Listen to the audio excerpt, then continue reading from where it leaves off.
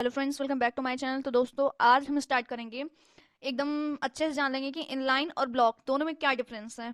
ठीक, तो देखिए, ब्लॉक एलिमेंट जो रहेंगे वो क्या होगा, ये पूरी लाइन को ऑक्यूपाई करेंगे। जो ब्लॉक एलिमेंट रहेंगे, यहाँ पे लिखा है text up the full with available, मतलब जितना स्पेस रहेगा अवेलेबल ये पूरा स्पेस ले लेंगे।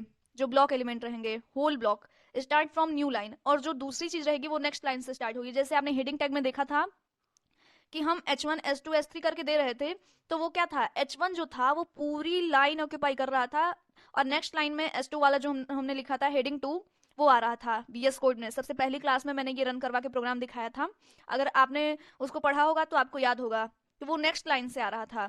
तो यही चीज है, ब्लॉक एलिमेंट जो होते हैं वो पूरी लाइन जितना स्पेस रहेगा पूरा ऑक्यूपाई करेंगे, जो चीजें रहेंगी वो नेक्स्ट लाइन से स्टार्ट होंगी। और इनलाइन एलिमेंट जो होंगे, जैसे उसमें मैंने बोल्ड इटैलिक का यूज कर करके कुछ कुछ चीजें बनाई थी, तो वो क्या थी, वो एक ही लाइन में आ जा रही थी, यानी कि वो इनलाइन एलिमेंट थे, वो एक ही लाइन में आएंगे।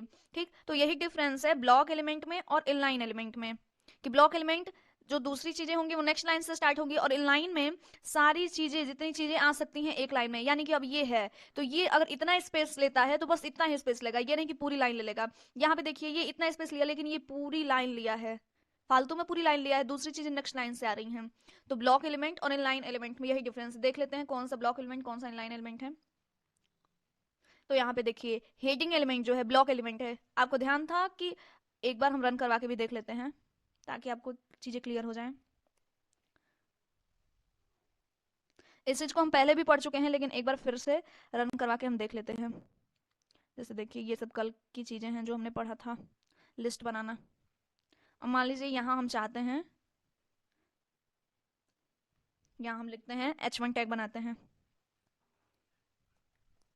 इसमें लिखते हैं हेडिंग 1, फिर H2 बनाते हैं, H2 में हम लिखते हैं हेडिंग 2। ठीक, उसके बाद और क्या क्या चीजें हैं देख लेते हैं हम। पैराग्राफ एलिमेंट भी ब्लॉक एलिमेंट है, यानी कि ये भी पूरी लाइन ऑक्यूपाई करेगा भी, भले आप थोड़ा सा पैराग्राफ लिखें लेकिन पूरी लाइन जितना स्पेस है पूरा लेगा, और जो चीजें होंगी वो नेक्स्ट लाइन से आएंगी।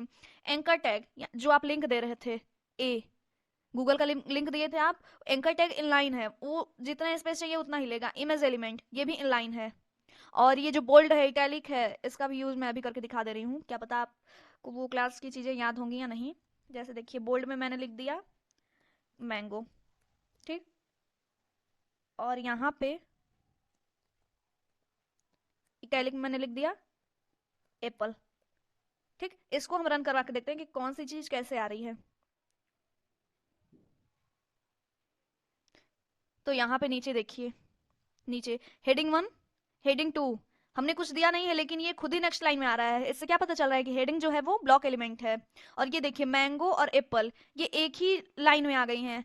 इससे क्या पता चल रहा है कि ये सब इनलाइन एलिमेंट हैं। ठीक, ये डिव एलिमेंट क्या है और स्पैन एलिमेंट क्या है।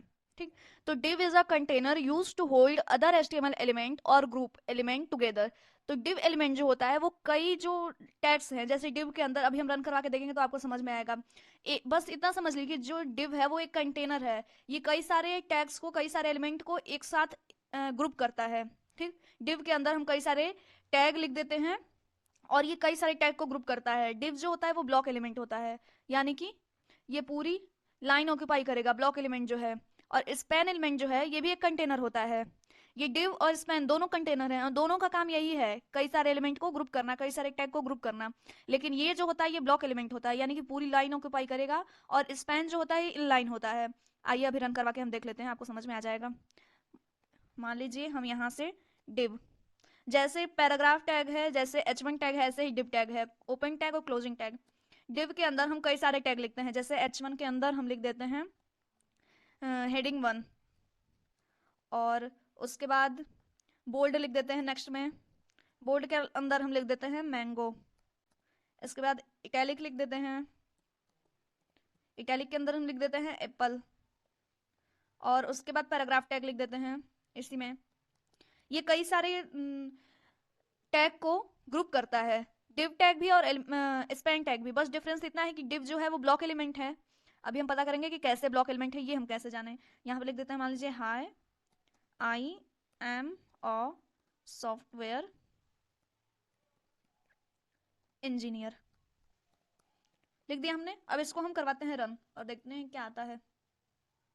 यहां से हम रन करवाएंगे। चीजें थोड़ी बड़ी कर लेते हैं ताकि हमको अच्छे से समझ में आए। नीचे देखिए ये चीज है, हेडिंग 1 हमने लिखा था, ये पूरा डिव के अंदर लिखा गया है। तो ये क्या है, ये डिव के अंदर जो भी चीजें हम लिखेंगे वो पूरी लाइन ऑक्यूपाई करेगा। ठीक, अब हम देख लेते हैं कि सिमेंटिक मार्कअप क्या है। ठीक, वहां पे हमने देख लिया कि डिव स्पैन क्या है, अब हम देखते हैं कि सिमेंटिक मार्कअप क्या है। तो सिमेंटिक मार्कअप ऐसे टैग होते हैं जो जो हमारे एचटीएमएल में मौजूद जो टैग है उनका अर्थ परिभाषित करते हैं। सिमेंटिक मार्कअप जो जैसे हेडर, तो हेडर को आपको बोल के या इसको देख के ऐसा लग रहा है कि हेडर के अंदर जो हेड में जो दी जाने वाली चीजें होंगी वो लिखी जाएंगी। मेन मेन के अंदर आपको पता चल रहा है कि जो मेन कंटेंट होगा वो लिखा जाएगा। फुटर फुटर को आपको पढ़ के लग रहा है कि फुटर एकदम नीचे वाला जो कोड होगा वो फुटर कहलाएगा। ठीक, तो सिमेंटिक मार्कअप यानी कि ऐसे टैग जो ये परिभाषित करते हैं कि इनका यूज क्यों हो रहा है वो सिमेंटिक मार्कअप कहलाते हैं। ठीक, तो आज के लिए इतना ही, मिलते हैं नेक्स्ट वीडियो में। तब तक बने रहे हमारे चैनल डिप्लोमा डाटा के साथ। कल से हम अच्छे से अपनी क्लास स्टार्ट कर देंगे। अब इसके बाद एचटीएमएल ज़्यादा नहीं है, अब सीएसएस ही है। टेबल बनाना अभी हम सीखेंगे, अभी बहुत कुछ चीज़ें हैं एचटीएमएल में। कम से कम 4-5 दिन का और टाइम लगेगा, एचटीएमएल पूरा कंप्लीट हो जाएगा, उसके बाद हम सीएसएस स्टार्ट कर देंगे।